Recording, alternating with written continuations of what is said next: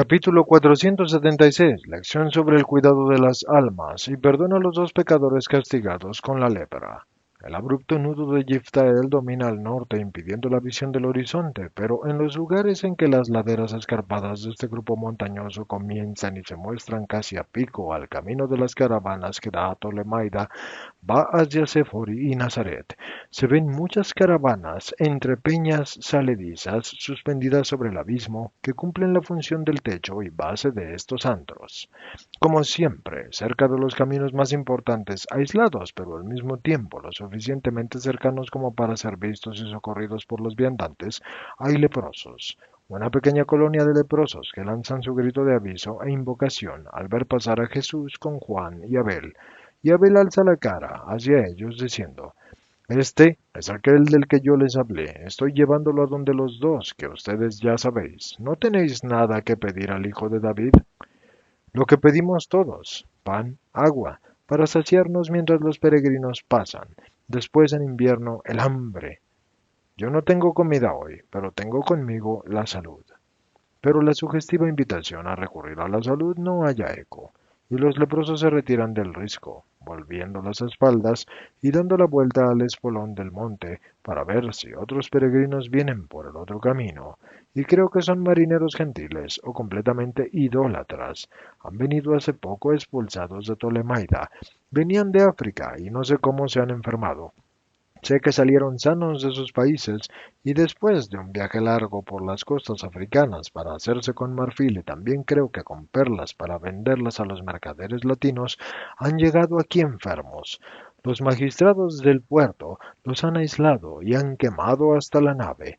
Unos han ido hacia los caminos de Sirofenicia y otros han venido aquí. Los más enfermos son estos porque ya casi no andan, pero tienen el alma más enferma todavía. He tratado de dar un poco de fe, pero no piden otra cosa que no sea comida. En las conversiones hay que tener constancia. Lo que no sale en un año sale en dos o más. Insistir en hablar de Dios, aunque parezcan como las rocas que los cobijan. ¿Hago mal entonces en pensar en su comida? Me había puesto a traer antes del sábado siempre comida porque los sábados los hebreos no viajan y ninguno piensa en ellos. Has hecho bien, tú lo has dicho, son paganos, por tanto, más cuidadosos de la carne y de la sangre que del alma. La amorosa diligencia que tienes por su hambre despierta su afecto hacia el desconocido que piensa en ellos, y cuando te quieran te escucharán, aunque hables de cosas distintas de la comida. El amor preludia siempre el seguimiento de aquel a quien se ha aprendido a amar. Ellos te seguirán un día en los caminos del espíritu. Las obras de misericordia corporal alisan el camino a las espirituales, las cuales lo hacen tan libre y tan llano que la entrada de Dios en un hombre preparado en tal manera al divino encuentro se produce sin el conocimiento del propio individuo. Este se encuentra a Dios dentro de sí y no sabe por dónde ha entrado. ¿Por dónde?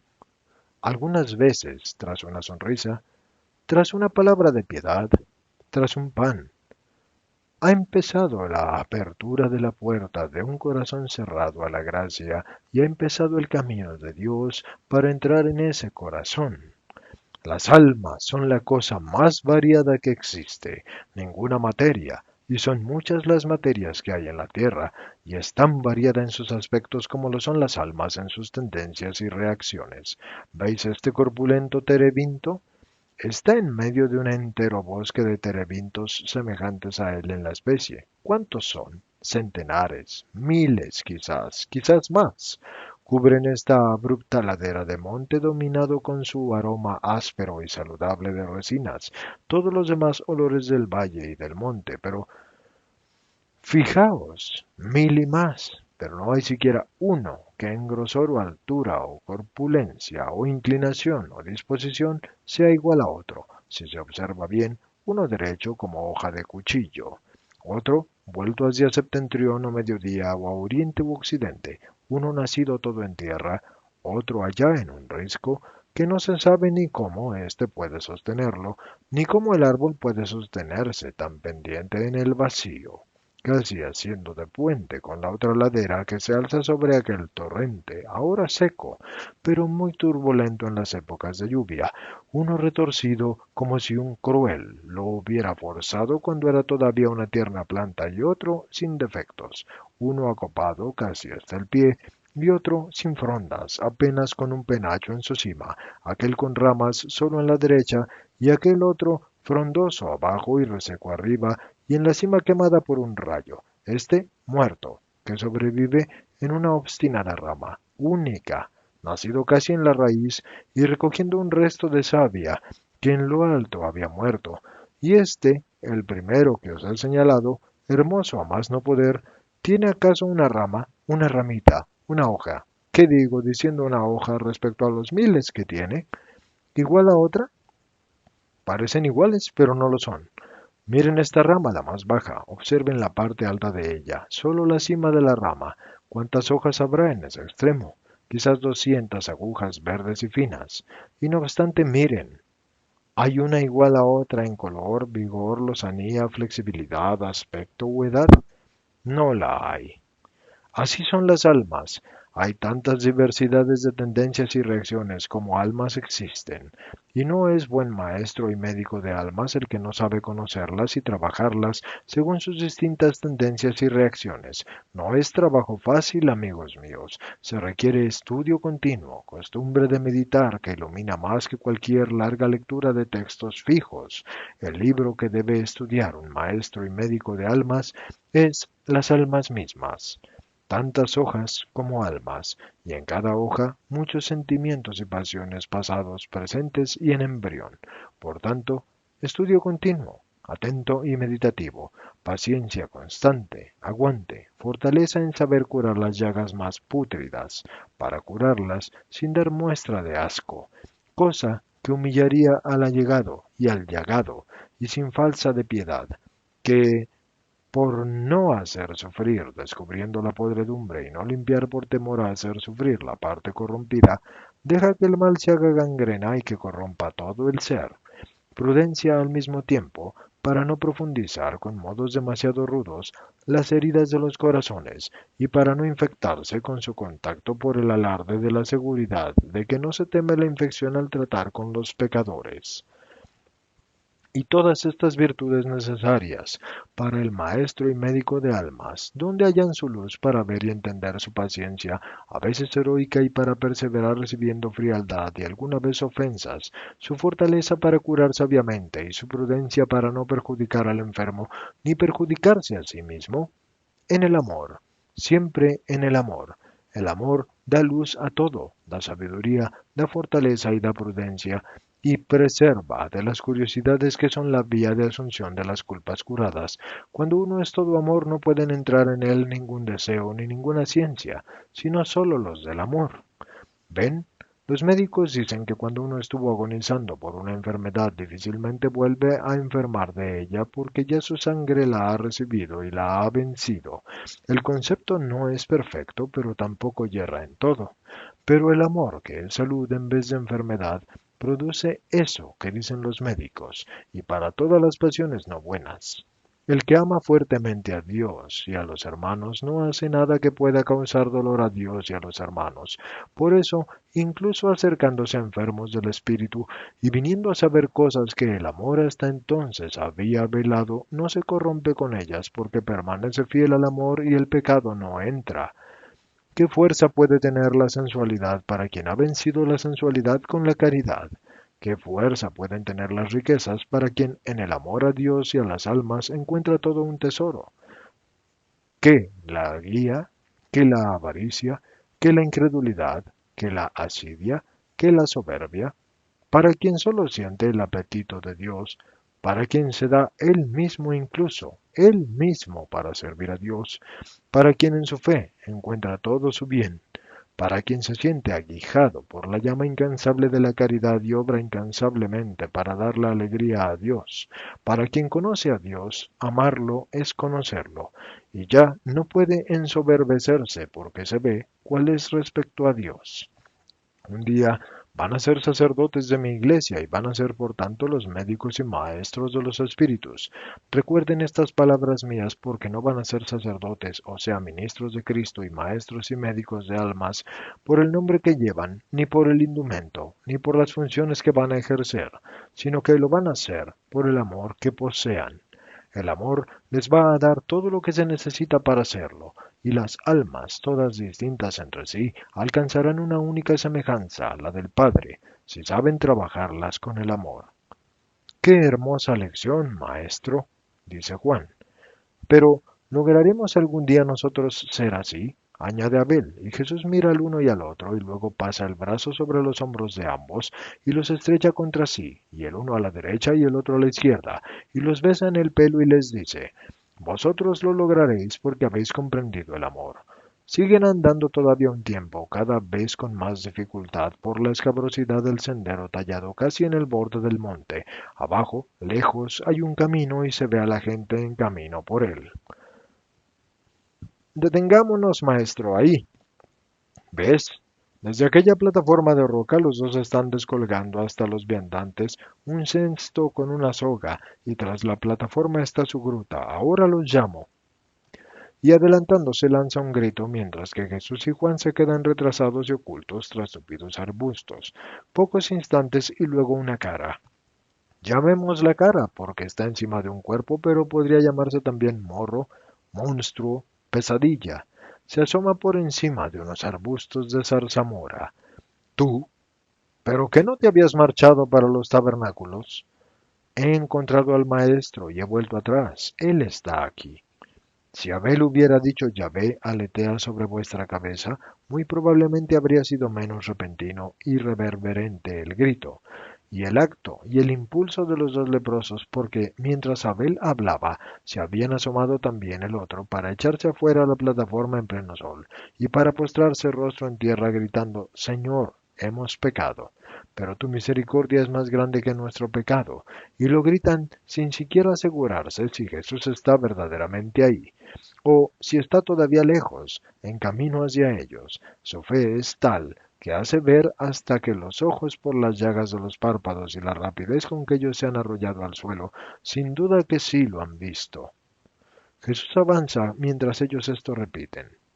Señor, nuestro pecado no merece perdón, pero tú eres la misericordia. Señor Jesús, por tu nombre, sálvanos. Tú eres el amor que puede vencer sobre la justicia. Yo soy el amor, es verdad, pero sobre mí está el Padre, y Él es la justicia, dice severo Jesús, avanzando con Juan por el sendero. Los dos alzan los desfigurados rostros entre las lágrimas que corren juntamente con sustancias purulentas. Son rostros horribles de ver. ¿Viejos? ¿Jóvenes? ¿Quién es el siervo? ¿Quién es Aser? Imposible decirlo. La enfermedad los ha igualado haciendo de ellos dos formas de horror y náusea. ¿Cuál debe ser el aspecto de Jesús para ellos, erguido en medio del sendero y envuelto de rayos de sol que encienden el color rubio de sus cabellos? No lo sé. Sé que lo miran y se cubren el rostro gimiendo. Ya ve, la luz. Pero luego vuelven a gritar. El Padre te ha mandado para salvar y te llama a su amor predilecto. En ti se complace y no te negará que nos des el perdón. El perdón o la salud. El perdón, grita uno, y el otro, y luego la salud, porque mi madre muere de dolor por mí. Aunque yo les perdone, queda todavía la justicia de los hombres, para ti sobre todo. ¿Qué valor tiene entonces mi perdón para hacer feliz a tu madre? Prueba Jesús para provocar las palabras que espera para obrar el milagro. Tiene valor.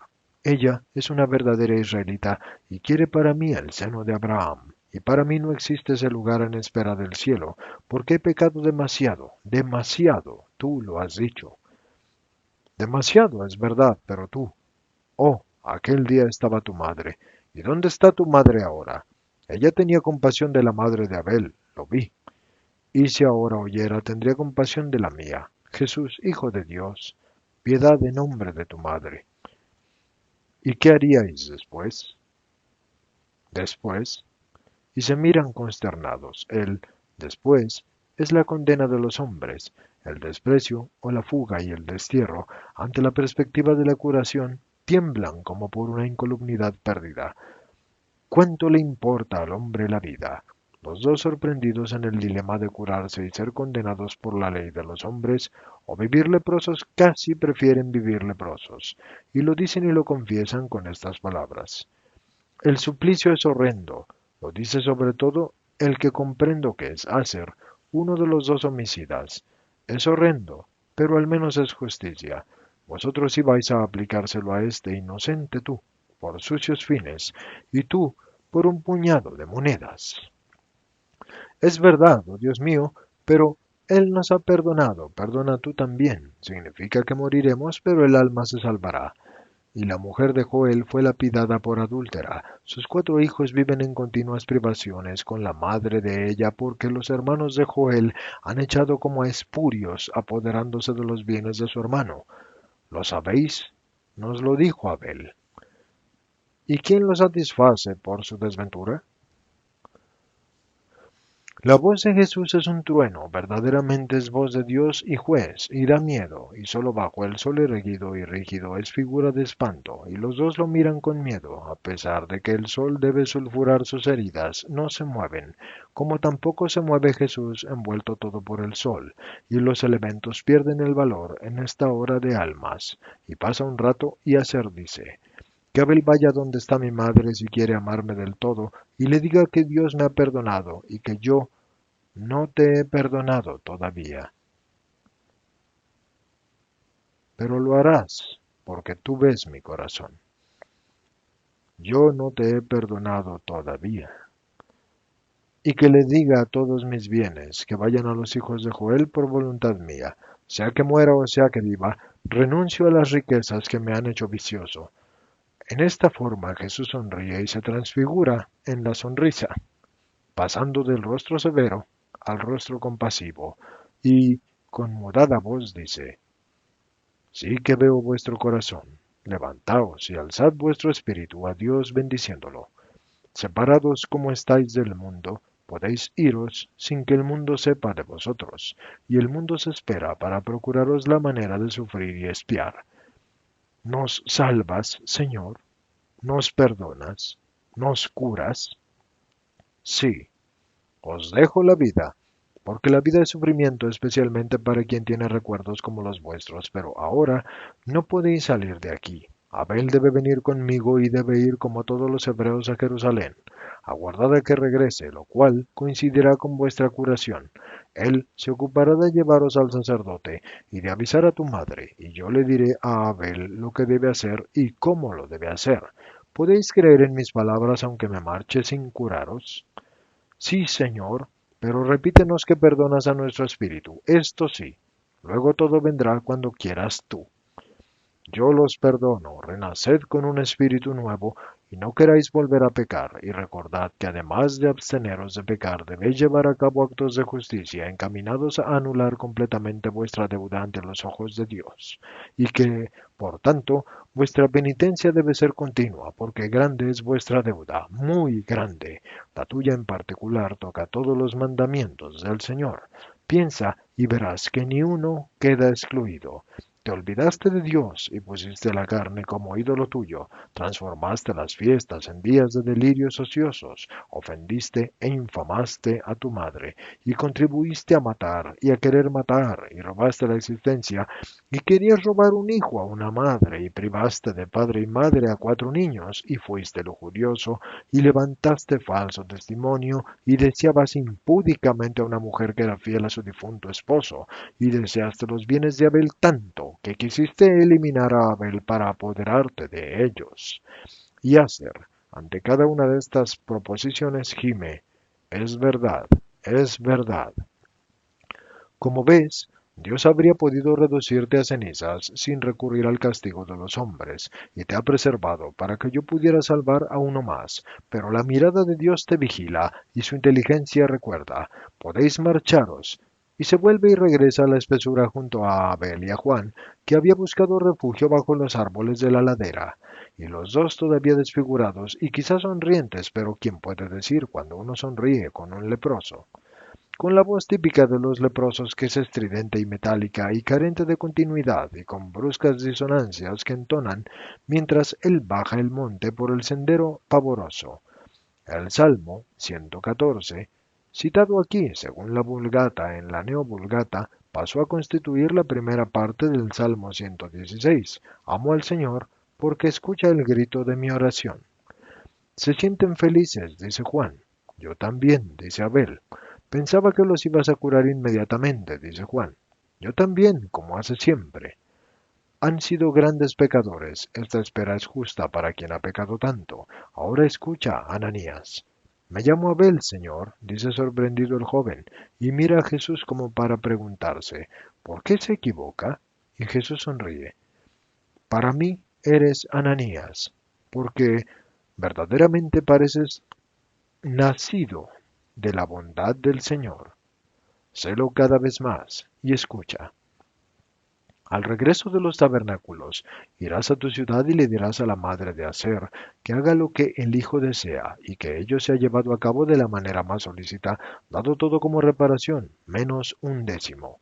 Esto es por la compasión hacia la madre anciana, que ella, junto contigo, deje Belén de Galilea y vaya a Tolemaida a esperar a su hijo, que contigo irá donde ella con su compañero. Tú, una vez alojada la mujer en casa de algún discípulo de la ciudad, irás por todo lo necesario para la purificación de los leprosos y no los dejarás hasta que esté todo hecho.